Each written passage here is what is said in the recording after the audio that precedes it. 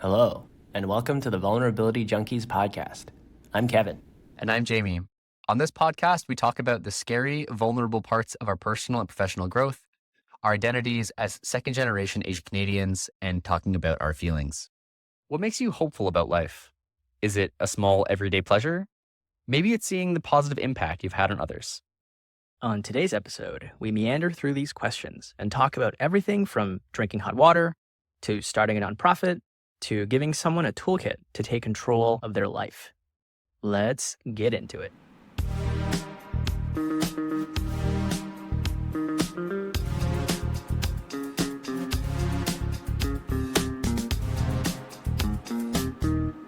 All right, We're live. Back. But not actually live, just recording. We're live. We're live. That's the same as recording. Although that's interesting. I've never thought about that. I say it colloquially to mean the recording is live, but I guess it actually means this live broadcast is live. Exactly. Yeah, that makes a lot more sense. So, how are you doing, man? How Doing are you good. I am in Hong Kong now, and I'm still a little bit jet lagged. So I'm spending the next 7 days in my quarantine hotel, and then the true in Hong Kong adventure will really begin rather than me just looking out the window and seeing a skyline. Yeah, it's good to see you, and it's good to see you in Hong Kong. We've been talking about this moment for so long.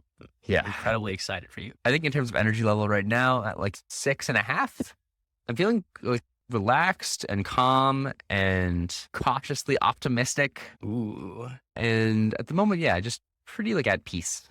Oh, Yeah. Where are you coming in at? such great words. Mm. I'm coming in. So I'm back here in regular old North America.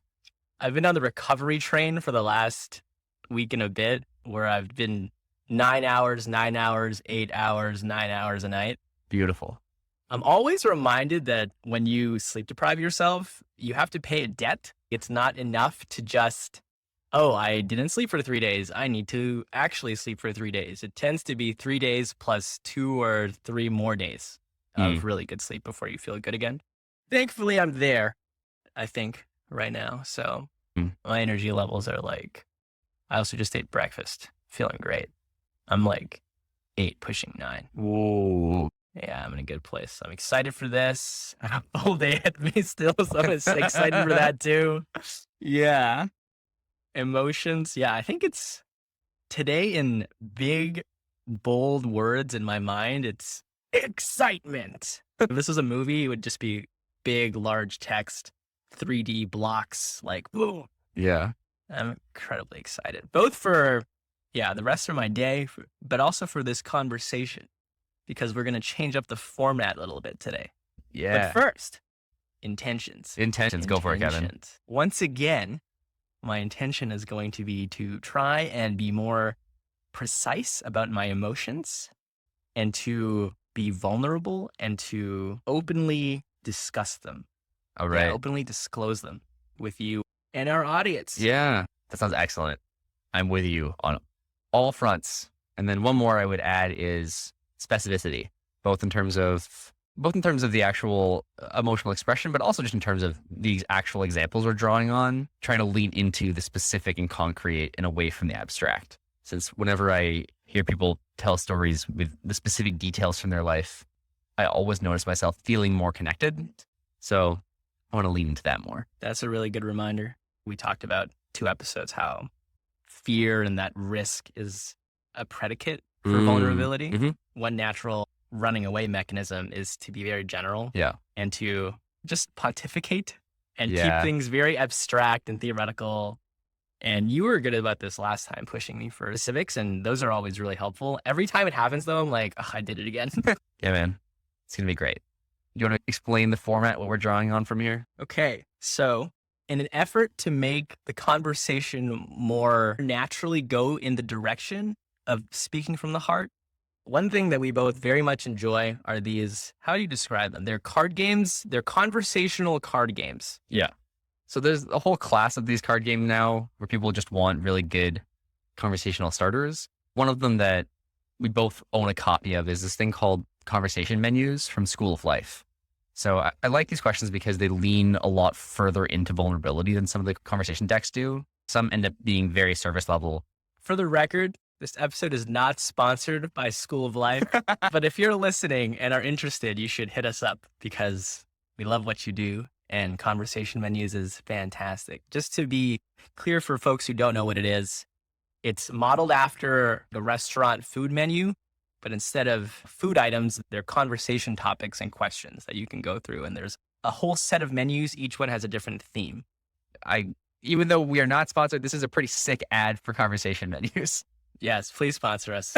we would like that. Yeah. Also it'd be a great excuse to just work with School of Life. But Yeah. anyway, big tangent.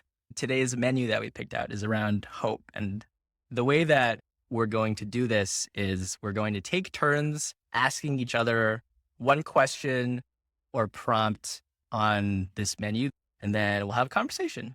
And in all of that, we'll try to lean into our feelings. Yeah. All right. Let's do it. I want to kick us off because there's one question here that I really like. Oof. This is in the starter menu section. I'm going to kick it off light. What small everyday pleasure do you love? Small everyday pleasure. Interesting. This is already small to medium for me. Small to medium feels. Really? Yeah. Just feels very personal, which I guess is the point. The point. The first one that comes to mind is waking up in the morning and making a cup of hot water and then drinking that cup of hot water. Oh my God. It's so rejuvenating. I feel like my organs relax. It's soothing in the mental sense of, oh, warm liquids warming me up and I feel awake. And then also it feels like everything inside of me is relaxing. It's, yes, we've been dehydrated for the last 8 hours and now water. Oh, and everything and then I wake up. Even though I know you and I know that you love hot water, I was not mentally prepared when you said make a cup of hot water. I think that people talk about making tea or making coffee. There's usually like a whole process to it, but making a cup of hot water, it's just like, that's how I think about it, man. I thought that too as I was saying it. I was like, this sounds like I'm making coffee, but I'm not. There is a process. I just put water into a kettle and I press a button. I also just really don't know things that I do every day consistently that I'm like, yeah. Other things that came to mind were like going to the gym. Actually, these days, that's basically it. So maybe this is why I was feeling some small, medium feels. yeah. I feel bad. I feel guilty about not having more of an established regular routine. I'm judging myself for not having a larger list of things to drop. Oh my God. Yeah, it feels weird, especially to say that. But I think that's why I was struggling with it for a bit. This is like the negative feedback loop from hell. I was struggling with it, and then I was struggling with the fact that I was struggling. Oh with it. man. I'm like, why can't I immediately rationalize? Yeah, life's so together. Like these are the 6 things that I do on a regular basis. Let's just pick one of them. Just kidding. I don't have a list like that at all. Man. And then I'm like, why is my life not together? Man. This kind of like negative feedback loop from hell pattern, definitely I can relate to pretty deeply of just very common everyday situations like sitting around with friends and sometimes not being able to conjure the energy to think of something to talk about. Ugh, hate that feeling. But I found your emotional connection to your cup of hot water so endearing. Yeah, just an old soul, man. Yeah. And Okay, what's way more interesting to talk about is this insecurity bit. yeah, let's get into it. Do you ever have something like that where you kind of judge, or you feel like you have these standards or expectations for yourself about your level of adulting? Oh, yes. Although when you were talking about this originally, I thought more about the experience of being asked a question and then having a hard time coming up with an answer and then having this internal, the eye turn inwards being like, what? Like, how do I not have an answer to this question that seems so basic? That too. That also was a big part of it. I think this happens sometimes for when people ask you for favorites for things. Oh, yeah. Like when people ask me what's my favorite food, it takes me a while to come up with an answer to that question. That seems pretty basic. So in that situation, I do experience this. I think trying to come up with songs that match, that fit a certain vibe also can be awkward. And like, I listen to music all the time. Like, how can I not do this?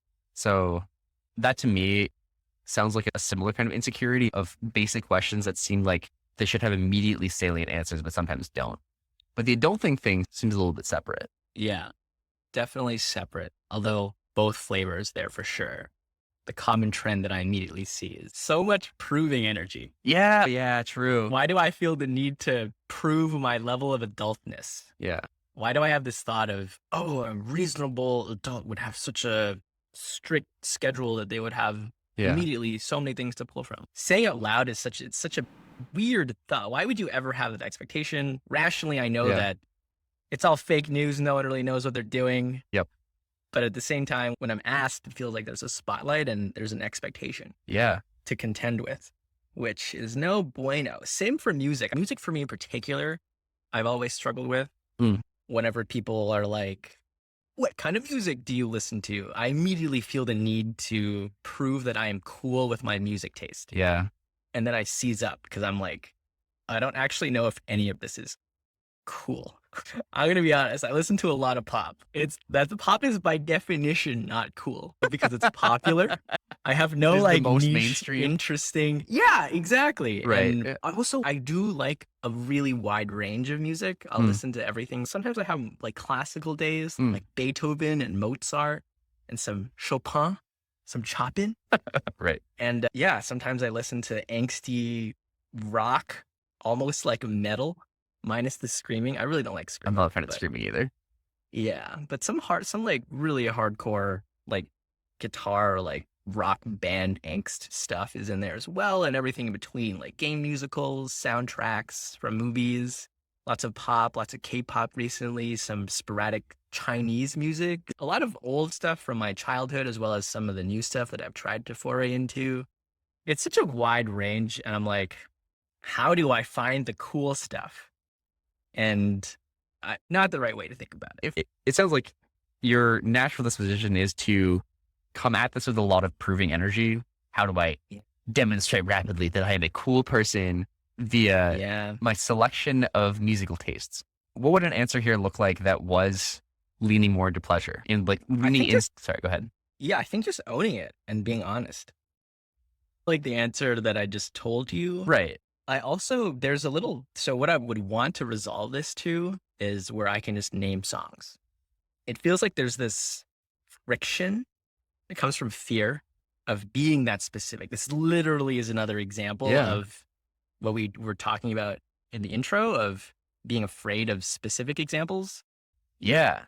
Yeah, because specificity in terms of taste opens you up to like more disagreement and like judgment, which is fundamentally vulnerable. I'm realizing as you said the word taste, it's such a good word that I've been reflecting on a lot lately. I want to be known as someone who has good taste. Right. And I don't know that I am. And I think that's fundamentally it. When I say that's probably a high resolution of framing coolness. Right. This probably goes back to like my elementary school days.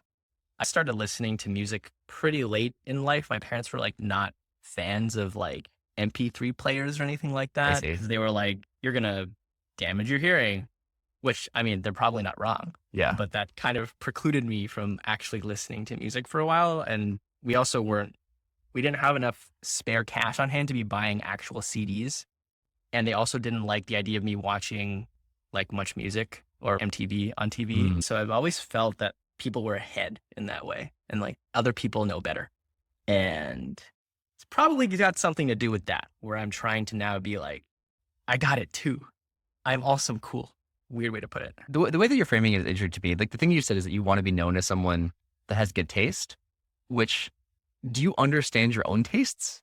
Because there's ways of being known as someone who has good taste of just like fully going into it with proving energy, being like, I'm going to dedicate this amount of time every day to just like reading all the news about the cool music. But there's also the angle of this of trying to get more specific with understanding what you actually like. Like, what is your taste? Like, how would you describe your taste more specifically? How would you identify the elements of things that really do bring you joy, or like even identifying for different moods, like what the thing is that you find really resonant? So that was a big question. Yeah. When you said that, it hit me. Yeah. Cause I thought it was interesting, for instance, that you phrased it as, I want to be known as someone that has good taste, rather than I want to develop my own tastes. You know, that would be a much healthier way of thinking about it. Yeah. Again, like pleasure over proving, like the pleasure facet there is developing your own tastes so that you can so that you become more capable of finding things that you like, rather than you become more capable of demonstrating your social value via your ability to give other people music. Yeah, that's so interesting. I've come full circle. Maybe it's fine that I don't have an answer. Maybe it's because I literally just don't have a good answer because I have not actually intentionally spent any time thinking Yeah. about it. Yeah, at all. exactly. Yeah. So maybe this is another example of, of course I don't have a good answer to this question. I just spent no time thinking about it. That's so funny. Yeah, it's true.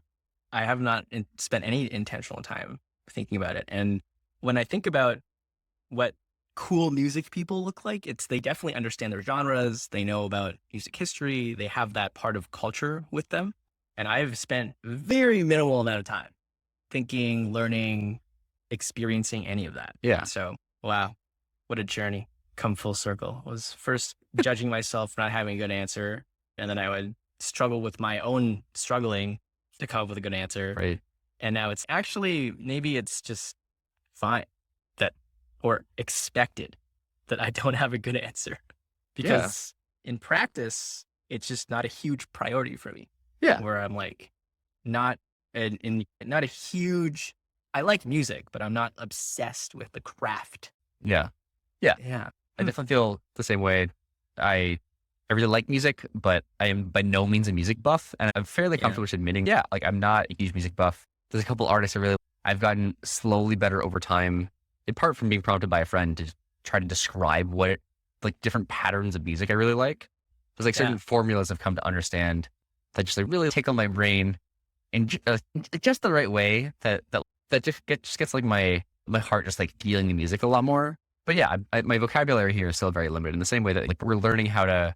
It's, I think, an even more outrageous example of things that seem simple but are actually can be startlingly difficult is someone asks you like, how are you feeling right now? We're like developing our resolution and our ability to answer that question. And similarly, what are your music tastes is another kind of question that can have really deep resolution, but without consistent practice, it's really hard to actually develop that.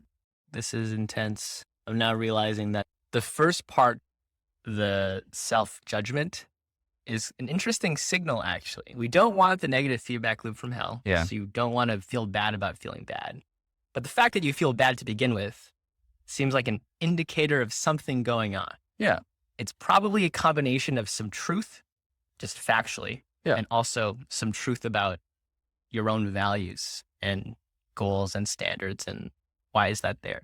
Because when you say that, in a similar way, I'm working on being better at answering questions like, how are you feeling? I definitely don't feel the self-judgment there, because I know I'm working on it. I know that it matters to me, and there's peace there. When you said that, I had no qualms with fully owning it. Yeah. And I have even a degree of confidence in my ability to start to contend with that question, because I've been working on it. Right. Totally different experience than answering the what kind of music do you like question. Yeah. So it sounds like you feel more at peace with that because you know that you are working on it and that there is concerted effort being put into the improvement of that. And then for music, it sounds like maybe you feel like you should have already done that, but you haven't. And maybe you feel like you should be doing it now, but you're not. Is that right? Yeah. And I think that's right. The more deeper theme that I'm realizing is that it's like something along the lines of me being aligned with the truth of where I'm at, the truth of how I prioritize this, the truth of the person I want to be. All those things are in a row. Yeah. And with music, we just talked through it. There's a little bit of parts of me that want this, but it's not intentional. I'm really more after the social capital of it to be cool versus the actual craft itself. So it's twisted and not fully aligned there. Right. Yeah. Yeah. Yeah. The alignment with truth. When things are aligned, things are comfortable. So I can think of examples of this, both things that I know that I'm working on, and then I feel aligned because I see the gap, but I know that I'm working on it and that's all there is to do. But then I also feel aligned in situations where I don't have taste in something and I just don't care. Like, for instance, if someone says, what's your favorite sports team? I'd be like, I don't really watch sports. And there's no internal conflict there. But if people ask, what's your music taste? Like that one, I want an answer. I don't have it. Yeah. So there's some friction between confronting the reality of where I'm at. Exactly. And that it is indicative of something unresolved, or that you're not fully thinking through. I didn't get to this point until we talked through that. Yeah. Okay. All right. We're getting like a little bit abstract and starting to intellectualize stuff. So I think it's probably time to return back to the menu, the thing that is supposed to be grounding us more in our feels. That's true. Very good meta observation. Yeah. We naturally just trend towards yeah. breaking it down. What is happening here? Yeah. Decomposition, analysis, like building taxonomies. I know. We need, Okay. we need more of a Okay. Squish time. Yeah. That could be a t-shirt. I love that actually. What, squish time? Yeah, it's squish time. It's so cute. I can imagine it. We should totally, if we ever get to doing merch, 100%. Oh my God. Squish time. We gotta write that one down. Wait, so is there anything else that you wanted to dig into for my answer, or otherwise I'd love to hear from you? I think I'm good on digging in. It was definitely an interesting exploration of the judgment cycle and like what it means to develop taste and like why you'd want to do that and different motivations behind it. Yeah, it was just cool to see the self-awareness you had around the judgment loop kicking up. So yeah, it was good stuff. But yes, I think we should move on. Wait, I want to hear your answer to this first. Okay, my answer is I don't think it has as deep roots, but I absolutely love the feeling of putting my shoehorn in my shoe and my foot just like snapping into the shoe snugly. That is a good one. Love that feeling. A small everyday pleasure. And it has never gotten old for me. I think I got a shoehorn for the first time like a couple of years ago. And every time I do it, I feel the satisfaction from it. And every time I need to put those same pair of shoes on, I don't have the shoehorn, I'm always sad. Every time. Feel the gap now. But I'm happy that I haven't started taking it for granted. I actually still like enjoy the feeling of it. It's just a whole different kind of experience of putting a shoe on. I love that. Yeah. I literally feel this too now as you've gotten me on to team shoehorn as well. Shoehorn? Yeah. I'm on board. It does feel very nice. Yeah. Yeah. It feels like my foot is being gently hugged, whereas every other way of putting on a shoe is either really tedious if I have to unlace the whole thing, but I'm always too lazy to actually unlace. So I just do the thing where I stick two of my fingers in the back of it and then use my fingers as shoehorn, but then my fingers hurt. And yeah. I was exactly going to talk about that. Like it does freaking hurt. The friction, and you power through it, and you're like, okay. Yep. I judge myself. Wow, I judge myself a lot. I judge myself for pre-shoehorn. I would be like, you could just not be lazy and untie these laces and put your shoe on in an unpainful way, but you decided to cause yourself pain, and it's just I just tell myself to suck it up then. But I'm still in pain. Yeah. I definitely have the thought of you should just unlace it, take your time. But I also just know pragmatically, empirically, from years and years, I'm not going to do that. I'm going to be lazy every time. So I might as well give myself the tools to do that effectively. And the whole process is just this one smooth movement. And then it's perfect. Yeah. So good. That's great. Another instance of a revealed preference. Yeah, man. You're like, I'm not untying these laces. No, I'm definitely not. It's just not. That's not going to be part of my everyday I go out of the house process. I love that. Yeah. That's great. All right. I want to ask you. Yeah, bring it. Okay, I like this one. What is the most significant difference you feel you have made in the life of any individual? Yeah, a few examples come to mind. Let me sort through, though. How are you feeling, though? Ooh. This is definitely like medium feels. Ooh. Some of this is the sharing this in public kind of feels and just weighing in my mind how likely it is that this person is ever going to listen to this, which I think is low. And two, if they did, how they would feel about it. Okay. So the clearest example in my mind was this was someone that I dated for 6 weeks after the end of my last really long relationship. When I met this person, it was clear that she was struggling. She had a bunch of pretty unhelpful coping mechanisms for just like getting through the stress of every day. So I could tell pretty easily that she didn't really like her day-to-day life that much, that work was really stressful. So she got into the cycle of every morning she would pop a bunch of Ritalin and then use that to get through her workday. I'm pretty sure they were not prescription. And then when she would get home, because she would be really overwhelmed from the anxiety that you get from stacking a bunch of Ritalin when you don't really need it, then her coping mechanisms to calm down was like smoke a bunch of weed and drink like half a bottle of red wine every day. And I could tell that she just felt stuck in life. And at one point she said really directly to me, like, oh man, I really wish someone would just like tell me what to do. And I don't know if this was the healthiest approach, but at that moment I was like, I will literally tell you what to do. Because I had strong opinions about ways of helping her like reshape her life into the way that she wanted it to be. And from talking to her quite a lot, I could tell that she had just lived a really hard life. Like she had a bunch of things from her past that were clearly sources of trauma that she would just like casually bring up in conversation, and as if it was like a funny story. And whenever that would happen, I would be like, that's really messed up. Like that really sucks that happened. I hope you get the chance to process that in therapy one day. Like an example of this is that I think she at some point had to run home to help talk her mom out of suicide. Like just like really intense emotional experiences that I just think that she never really had the chance to process. She definitely had a bunch of experiences with what in retrospect was definitely sexual assault, even if she wasn't framing it that way. So had been dealt like a pretty garbage hand in life in a lot of ways. I remember visiting her apartment and the place was just empty. There was there's bookshelves that had like nothing on them. Her fridge had like 4 items in it at any given time. And it was a pretty big apartment too. And I remember actually also asking her like, oh, what kind of music do you listen to? And like in her entire Spotify, there was like 2 songs. She just seemed like a very kind of knotted up person that had never really been able to lean into understanding what she wanted for herself or like building the tools up. People around her didn't seem like they were really the kind of people that were going to help her define that for herself. So anyway, she strongly encouraged her, like one, to help build up better coping mechanisms. So I taught her some basic concepts of meditation. I helped her go through like goal setting and habit building. I like really strongly encouraged her to start seeing a therapist, which she did start seeing. The thing was really amazing with this process is in the past when I've had friends go through really rough periods, even though they frequently know what they need to do, it's really hard for them to do it. Whereas for this girl, it really seemed like she just needed someone to tell her, this is what I think you need. And then as soon as I offered her the tools, she just like picked all of them up and immediately started using them and was really consistent. So even though things did not work out between us in a dating capacity, about 6 months later, she sent me a card on Valentine's Day just thanking me because I think that I did manage to leave like a pretty solid lasting impact in her life. And I know that she now has a partner. The relationship from the external perception I get from watching like Facebook stories seems really healthy.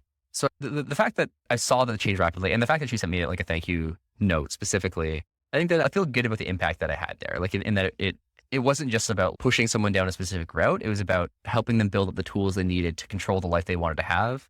And that trajectory continued even when I was no longer really in their life. So when I think about this, like I feel pretty proud.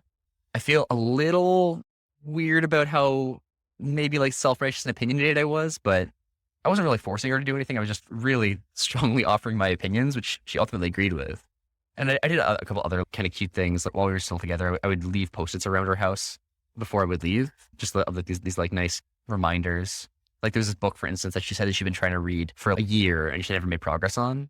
So when she left early one day and I was still at her place, I just like found that book, I found the Post-it, and I just wrote down on the Post-it like, hey, you can read this, and I put that on her bedside stand. And then she finished reading it. So on the whole, I feel pretty like proud of the influence that I was able to have on her. Yeah. So that's the clearest example that comes to mind for me. I'm just letting that sit. Whew. Felt that story, dude. Yeah. I figured you might. Dude, whole arc of it. The entire, even that roller coaster, the down of the roller coaster and the up of the roller coaster. Oof. Yeah. Yeah. At first for me, it was a lot of empathy and then closely followed by a lot of joy and a lot of hope. Yeah. That felt really good to hear at the end of it. But I'm curious to dig into on the theme of feelings. Yeah. What you said, and I'm asking because I think this will be hopefully helpful to your process and is always a way for me to support you. One thing I want to hear about is that weird feeling you were describing. Yeah. Because I totally agree with it seems like you did this girl's life a huge benefit. And I appreciate that you caveated that normally there's the tropes of you can't really change people unless they want to change themselves. And it sounds like we found a rare instance where this person really did want to become better and literally didn't know how.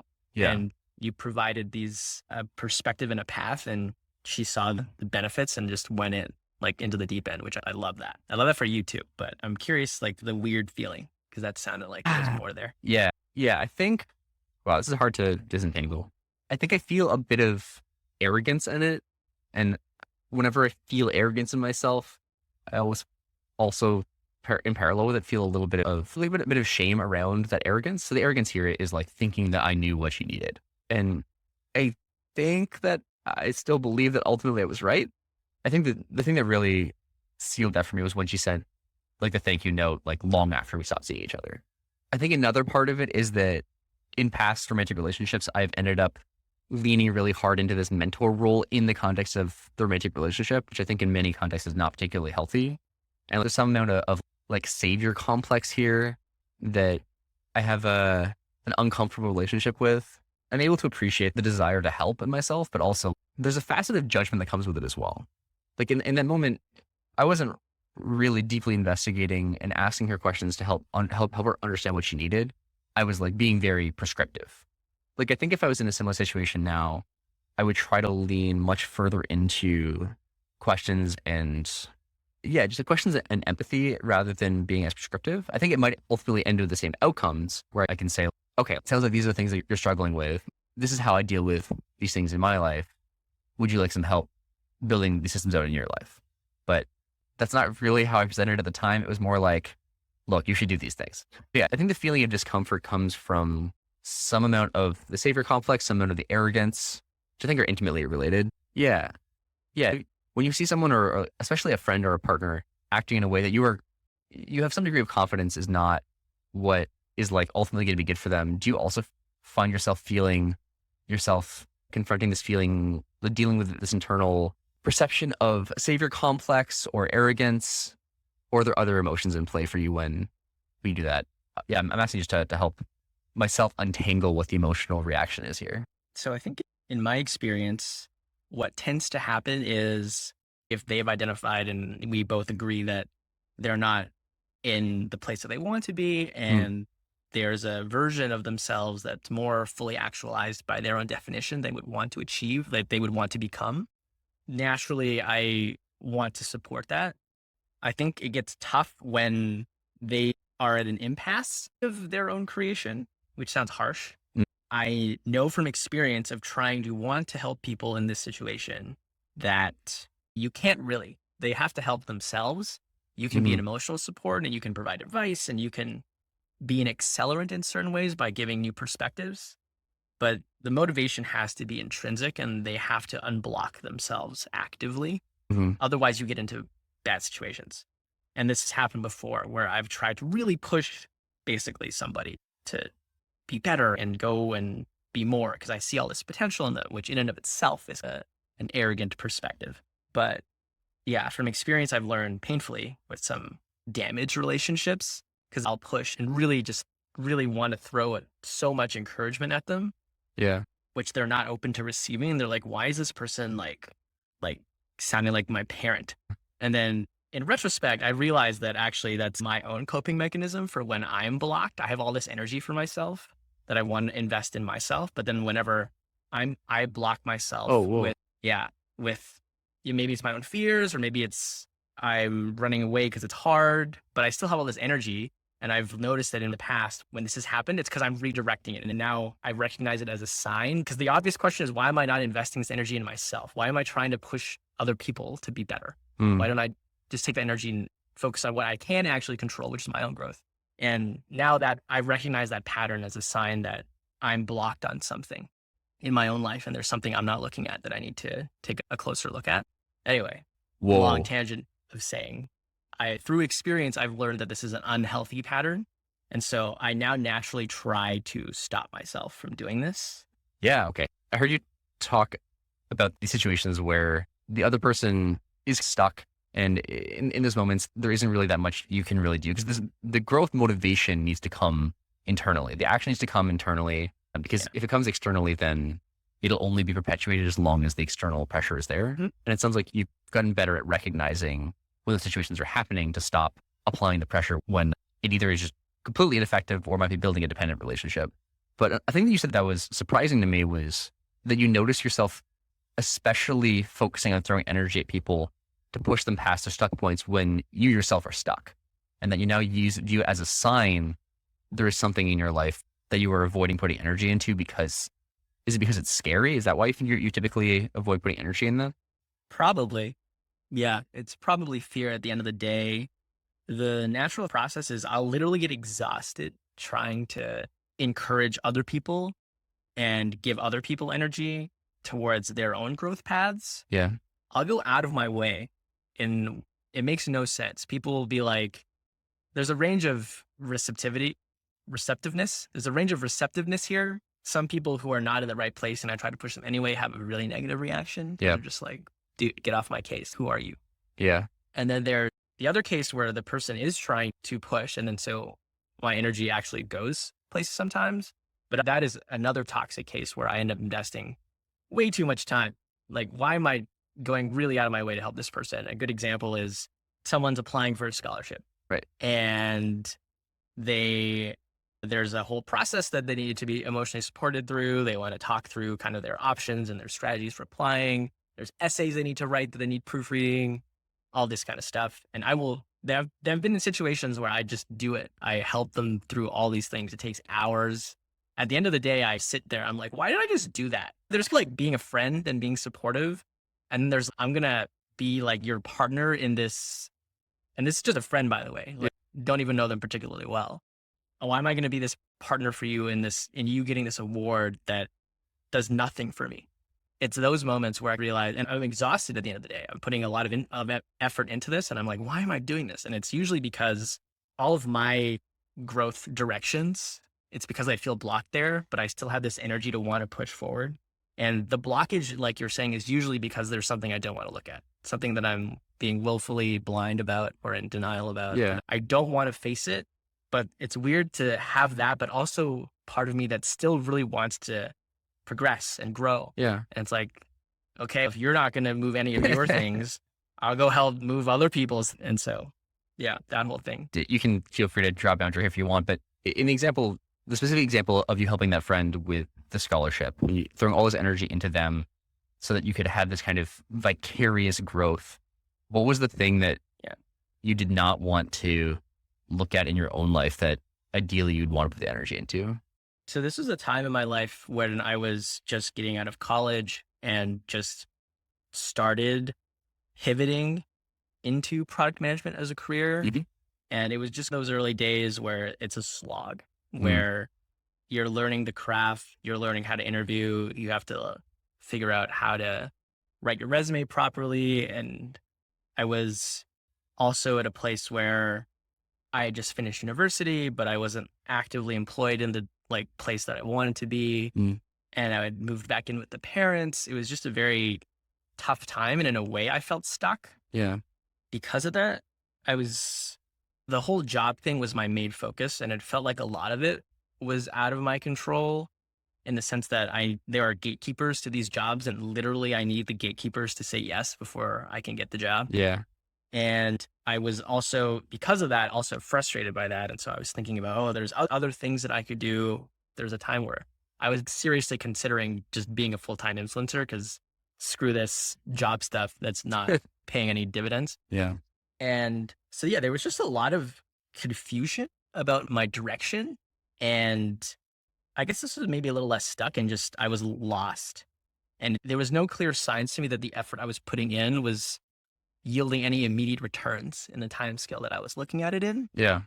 And so for this, it was just, there's a clear goal. I can support them into it. And in the moment, it felt good to be like, I can work towards this goal that is concrete, that is pretty achievable, in my opinion. I was like, yeah, let's do it. So yeah, that's how this situation happened. Yeah. It sounds like you were in a place where there was a pretty big disconnect between energy you're putting in and energy you're getting back, or it wasn't really clear how to connect effort into results. And trying to move past those gatekeepers you're talking about, a lot of that is just material that's out of your control. And when your friend brought up this concrete thing in your mind, you're like, this is something that is definitely doable and I can help you with. So it sounds like that having a vicarious sense of accomplishment in that situation, I wonder if it felt just more rewarding than all of the other efforts where you were putting energy in and it wasn't really clear that energy was coming back. But it also sounds like from what you said earlier that you actually view that pattern as unhealthy. So why do you think that pattern's unhealthy? Yeah, I think you're right. I was essentially achievement starved, such that even vicarious achievement felt better than being in this place where I was just feeling really bad about myself all the time. And to be more specific, it was like feeling like a failure Yeah. all the time. And to be able to achieve success through somebody Yeah. is at least better than being like, because I could at least take credit to myself, like for my own ego in the psychological sense, like the part of me that keeps track of my own track record. Yeah. That part of me is, hey, you have been just like failing everything for like many months now. We would like to get a win on the board. Yeah. And this is an opportunity to do that. And I think that's ultimately what it was. I was tired of feeling, tired is very underplaying it. I was exhausted and totally emotionally drained from feeling like a failure all the time. When you say you feel like a failure, did you feel ashamed? A little bit. I'm sure it might be all three. Just like, yeah, all the bad things. It's like a little bit of shame for sure. In that, actually, probably a lot of it now that I'm thinking about it again. Like just remembering that all of my friends from college were off to nice, high paying jobs in the US. And I'm here sitting at home, like scrounging around and trying to hustle and begging for people to give me a shot and give me a chance Yeah. at an actual career. There's some shame in there. There's also, yeah, just feeling like a loser, basically. Yeah, but like whenever you like have these expressions of feeling like or feeling that, it's another way of shying away from the vulnerable admission of the actual underlying emotion. Because it's like doing it by simile rather than actually examining what you're feeling in the moment. Like what is actually happening for you in your body. Yeah, let me think. I appreciate the push. Yeah. So guilt and shame come to mind, but there's something else, I think. I'm going to look at the emotional thermometer. Yeah, go for it. I need words. Give me the labels. Okay, there's also a fear of, is this going to be it? Oh. Is this going to be my life now? And am I just stuck in this place? Whoa. Yeah, in your original description, I didn't hear the fear coming through, but that makes a lot of sense to me. Yeah. Is it like ultimately that's what it was, right? Is this reality? Is this me? Is this like where I'm at in life and in like my competence level and in the degree to which society values me? Whoa, that sounds really intense. For some reason, that was very easy to share once I had the label.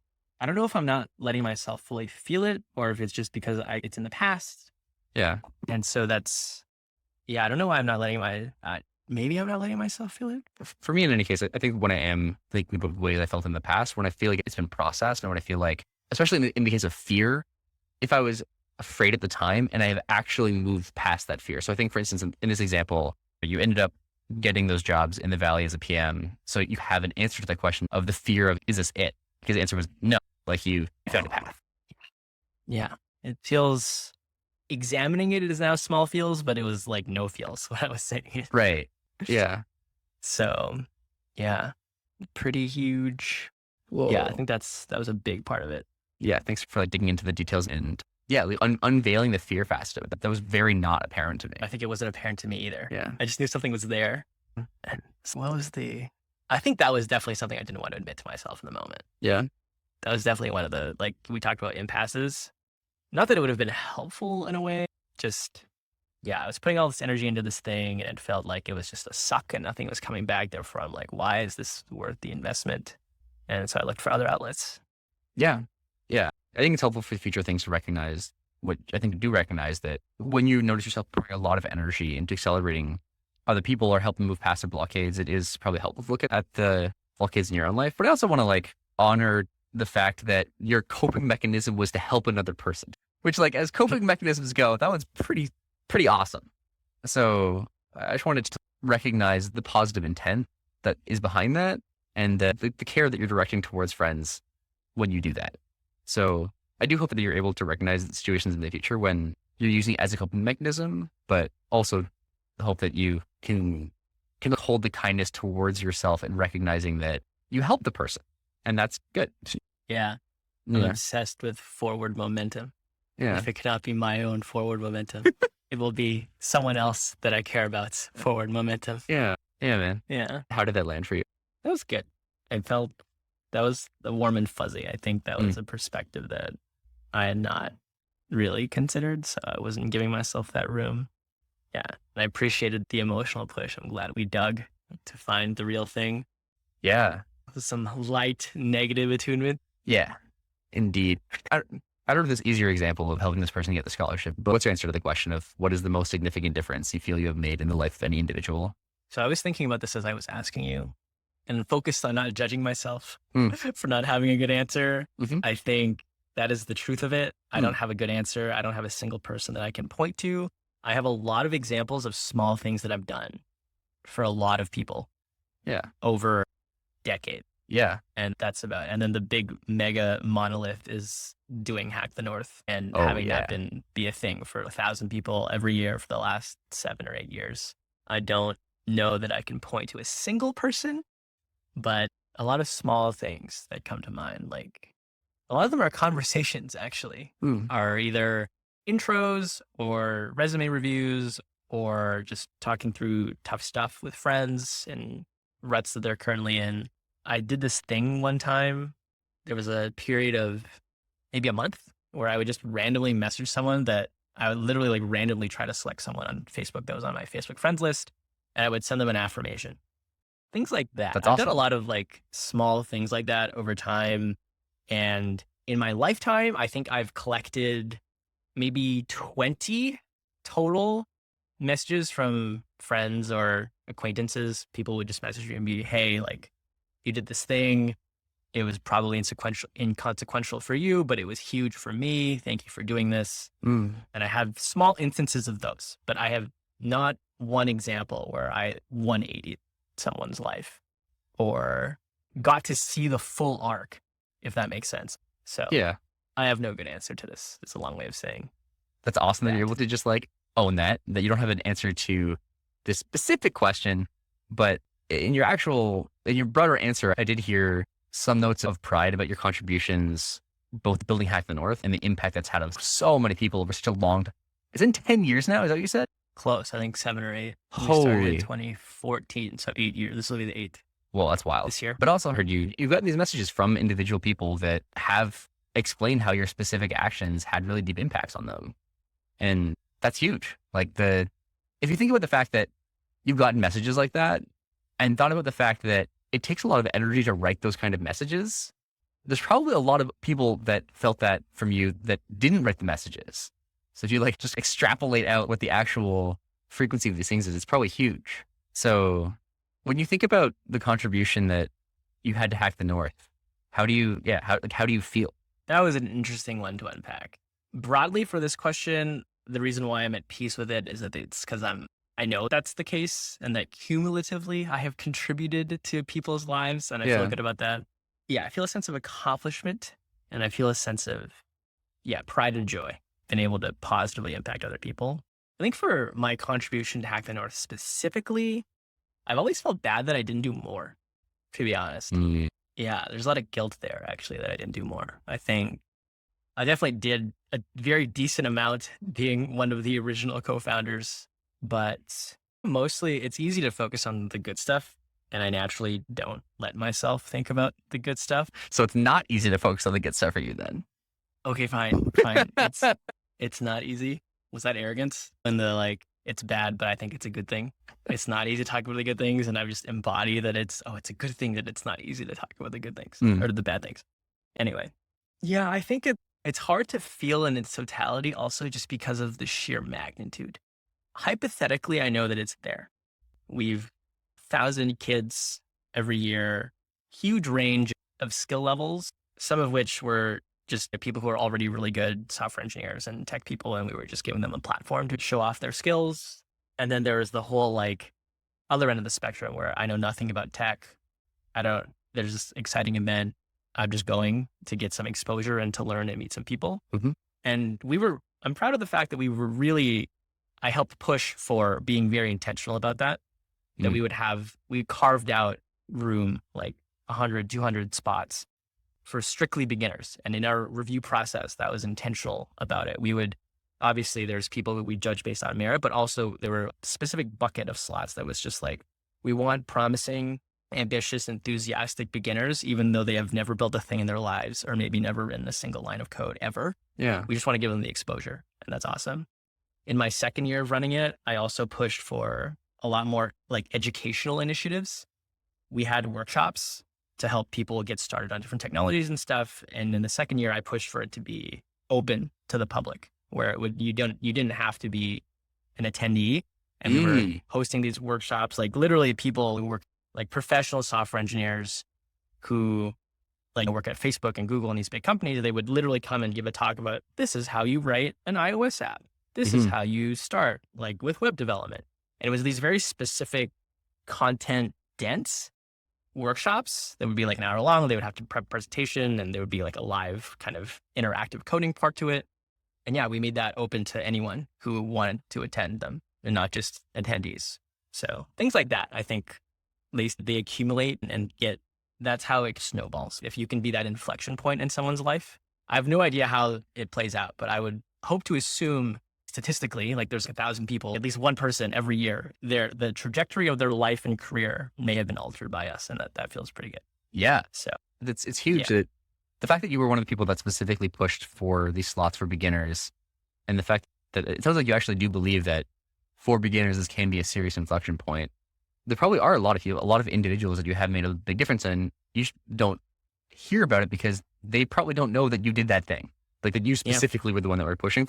So I think it's amazing that you specifically push for those things, because that's not the most obvious element of how to make a cool, flashy hackathon. Like the thing people usually think about are like, what are the end products? Like who are the sponsors coming in? Like how to make the venue really hyped. But focusing on the educational facet of it and the exposure facet of it to beginners, I think it's its own specific flavor. And it sounds like you were one of the specific people that pushed for the tilt for that. So I hope you can be proud of those specific ways in which you shifted the path of what that organization is. And especially given that organization sounds like it is now self-perpetuating. It's now like a stable thing that happens every year. So your impact is not just on the years you operated, it's on the entire downstream effects of it. Yep. This is a very interesting story to unpack. But yes. The last note is that I pushed for all these things because mostly it was my own experience. Yeah. Coming to Waterloo, never had written a line of code in my life, discovered in freshman year, like, whoa, tech world. Wow, I feel so behind. And everyone else I worked with was more like on the Hack the North team were much more technically inclined. At that point. I had a chip on my shoulder, still do have a chip on my shoulder about why I'm like not a better software engineer. So there's always been that has pushed me to, I should give other people more perspective and opportunities to do this earlier on in their lives, because I didn't really get that. Yeah. So, oh man, yeah. I can think of so many, whenever I've been really amazed at someone's contribution from like a social perspective, whenever I've talked to them about it and dug into it, almost every time it was that person specifically trying to create the thing that they wished had existed for them. And this has cropped up in some places in software worlds. This has cropped up in some places in dance, but it always is just like people encountering environments that in some ways felt like they rejected them or felt like they just didn't feel like they belonged there. And they wanted to create the space for people to belong there so that the next person going down that path didn't have to feel as lonely as they did. And it sounds like that's what you're doing, for yourself. You wanted like future baby Kevins coming into this environment to feel like they're not alone, to feel like there is a path for them and they're not behind in an unrecoverable way. Yeah, is that right? Yeah, I think the only thing I would add to that's pretty spot on. I would add two things. One is that they feel welcomed, and the one is to feel less intimidated. Yeah. Because it is a lot if you're coming into tech world for the first time. And especially going to Waterloo, you're surrounded by people who've been writing code since they were like 12. So and for them, it was a passion thing, less of a, like for you, for example, like it's less of a, I'm going to learn this skill because it's employable. And coming at it from that perspective, there's a lot more provingness to it. You're doing this as like, it's very tactical. There's much less passion, although the whole passion thing comes later. If you're just starting out, your motivations are very practical. I think for a lot of folks that I met, yourself included, it was like a for fun thing, and you happened into it, and there was like no like time pressure. You just seems cool, going to keep doing it, and then over time, 6 or some odd years, it really snowballs into it. This really robust skill set that you can rely on, and it just feels so natural. And so, being surrounded by people who came from that, it was also like just added onto it. Just whoa, I'm not only behind; these people are all naturals, literally. Yeah. I think the other interesting part of this is what it means for me now, because I have expectations now of like, I've once done this thing that was pretty great and had like pretty wide reaching impact. The other thing I now struggle with is like, what's Oh yeah. Oh man. It's the, have I peaked? Is that it? Whoa. Yeah. That's the thing that like tickles my brain every now and then. And I've mostly tried to use it as fuel, but it's definitely been prohibitive in ways before where you've achieved success and now it's like the self-perpetuating expectation that I will be successful. It's like Yeah. you did the thing and now you think that that success is like innately part of you. That's a trap. Yeah. And now it's, I don't want to fail anymore because it feels like because I've done this thing, it also makes me by definition a success as opposed to the event itself was a success. I think when Right. you embody that into your identity, I think it was a deterrent for doing things, starting things and going out on my own and taking risks that way for a very long time. Whoa. Yeah, it definitely plays into it a little bit. I'm mostly over it now. Like the fact that we're doing this podcast is a big deal in that Yeah. way, where it's just going back to humble roots of it doesn't have to be like a huge world changing thing. There's also a world where you just follow your interests and your passions and go wherever that takes you. Yeah. When you're talking about this expectation you have set up for yourself about trying to achieve similar heights as you did with Hack the North, I started wondering whether it actually instills a similar kind of fear that you're talking about when you graduated. This phrase you said earlier, is this it? I wonder if do you feel the same kind of fear when you confront the question of, have I peaked? It's very similar flavors. Very similar flavors. Yeah. I think it's taken me a long time to work through. I think it was like I talked earlier about the struggle to like I had an interest in doing social media stuff and like influencer stuff. Definitely one of the big deterrents was like it felt like I was going from this place of being pretty legit in the started world-class hackathon, raising hundreds of thousands of dollars every year and having casual conversation with billionaires because all our keynotes are like incredibly successful people like after year, to now talking to a camera for like 100 subscribers. Some of that is my own judgment of feeling that's like small. It's like too small. There's this pride and arrogance that again comes from embodying the success. Like it feels like you become entitled. I think I became a little entitled in a way and I forgot those humble roots. And that definitely was a huge self impediment for a very long time. And it's taken me years to work through that. Unfortunately, probably should have gone to therapy sooner. Should have just gone to therapy so that I could have come to this conclusion sooner. Still not going to therapy yet, but I need to do something. It's a whole other bucket of worms. Yeah. Oh man. But yeah. I think there's a lot there. I know. Yeah, there's a lot here.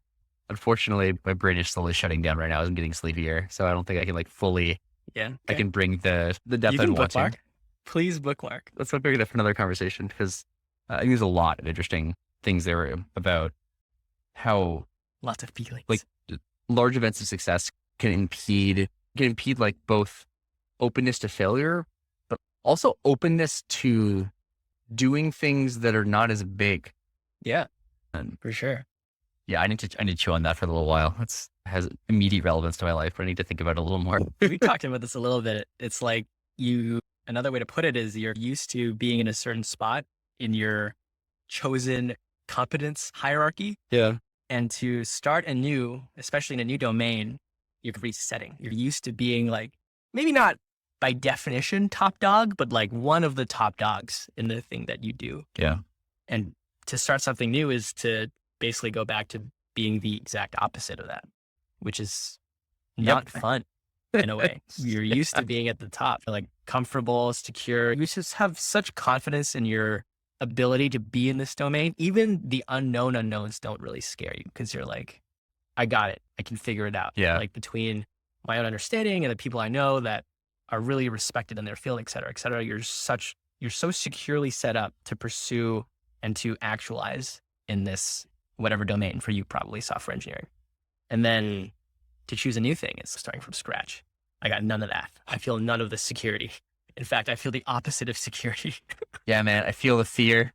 Oof. Yeah, exactly. It's not fun. It's really not fun. Like because there's a whole thing. It comes with a sense of pride, a sense of ego. Literally, physiologically, I think it's correlated with how much serotonin your body is able to feel. Letting all that go is very hard. Oof. Very, very hard. Yeah, man. All right. I'm rapidly fading. So I think that need to transition this conversation into the checkout so that I Yeah. can go pass out in a bit. We can bookmark this for today. But Yeah. yeah. Actually, as we do the checkout, maybe we start with the meta first as we Sure. go from conversation to actual checkout. How did you feel about the conversation today? I know I want to basically check in on that intention of ours to focus more on the emotions, and how did the new format go? Was the menu helpful? I think the menu is helpful. I think it definitely sparked interesting conversation. I noticed in a few points where we do still have a natural tendency towards drifting towards intellectualization, drifting towards decomposition and analysis rather than staying in the fields. Yeah, it's true. Uh, Immediate solve brain. Huh, this is interesting. How do I learn from this? yeah, and like not do the same thing. exactly. I think we both are able to get into the feelings. We need prompting. So I think the prompting worked out. I think I'm still not taking as much opportunity as I would like to just check in what my physical state is actually like in terms of emotional connection to something. So I think it was good practice. It's not actually clear to me that this ended up being more emotionally fluid than our past conversations. I think we inched towards it. I think my perception of it was there were definitely moments where I think we both pushed to connect with the feels a little more. But I think it would be like we would take a step in the feels direction and then it would immediately go into the intellectualization of that. Yeah, exactly. So it was never like feelings. It was like we would start with intellectualization. We would pushed in the direction of the feelings, and then we would intellectualize the feelings. Yeah.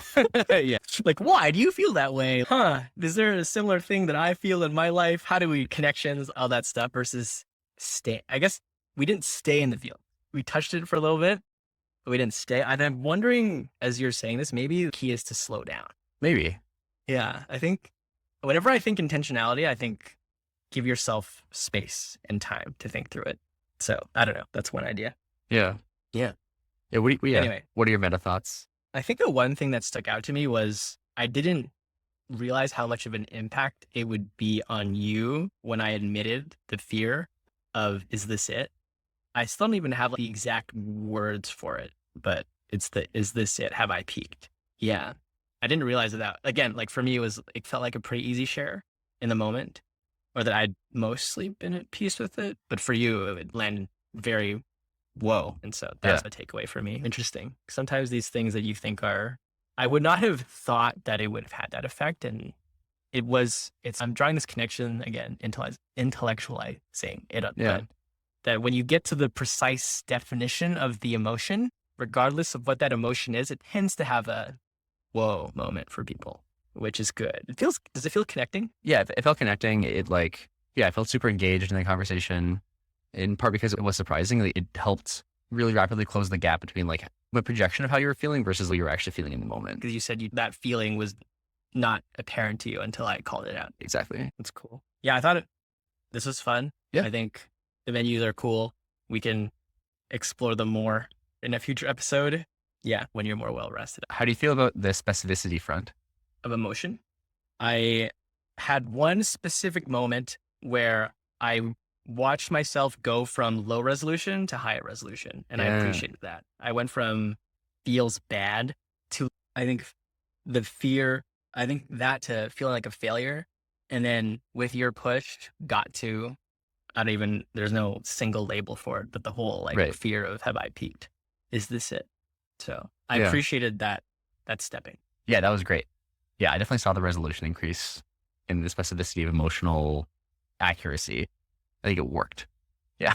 What about yourself? Did you observe it in yourself? On the emotional front, a little bit felt neutral. I was being pretty intentional whenever I was trying to share stories to be pretty specific about things, like in adding details in the Post-its, for instance, is an example of the kind of details that I think enriches storytelling.